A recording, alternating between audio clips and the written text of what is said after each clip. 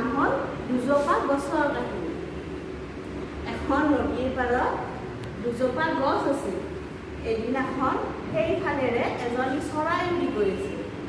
চৰাইজনীয়ে দেখিলে যে ৰাতিলৈ ডাঙৰ বৰষুণ হ'ব পাৰে।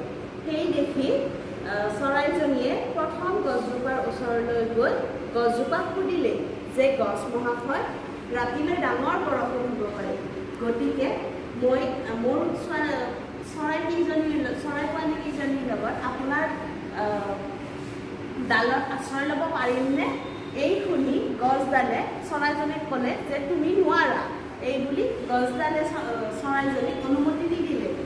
সেই দেখি চৰাইজনী নিৰাশ হৈ অইনজোপা গছৰ ওচৰলৈ উৰি গৈ দ্বিতীয় গছজোপাক সুধিলে, গছ মহাশয়, মই আপোনাৰ ডালত চৰাই পোৱালীকেইজনীৰ লগত আশ্ৰয় ল'ব পাৰিমনে? কাৰণ ৰাতিলৈ ডাঙৰ বৰষুণ হ'ব পাৰে।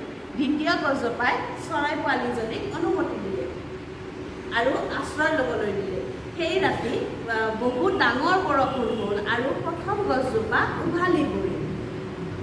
পিছদিনা ৰাতিপুৱা চৰাইজনীয়ে উভালি পৰা গছজোপা দেখি ওচৰলৈ গ'ল আৰু ক'লে, তুমি মোক বিপদৰ সময়ত সহায় নকৰিলা, সেইবাবে তুমি তাৰ প্ৰতিফল পালা।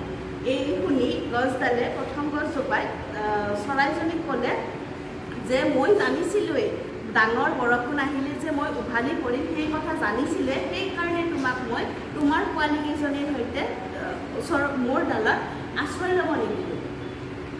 আৰু সেইকাৰণে তুমি দ্বিতীয় গছজোপাত আশ্ৰয় ল'ব লগা হ'ল আৰু তুমি সুৰক্ষিত হৈ থাকিলা।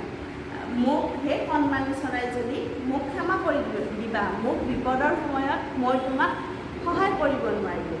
এই বুলি কৈ গছজোপা নদীত উটি গ'ল।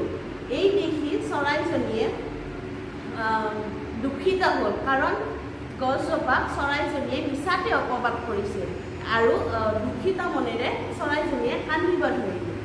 গতিকে ছাত্ৰ ছাত্ৰীসকল, ইয়াৰ পৰা আমি শিকিব পাৰোঁ যে কাৰোবাৰ বিষয়ে একো নজনাকৈ আমি কোনো ধাৰণা কৰিব নালাগে।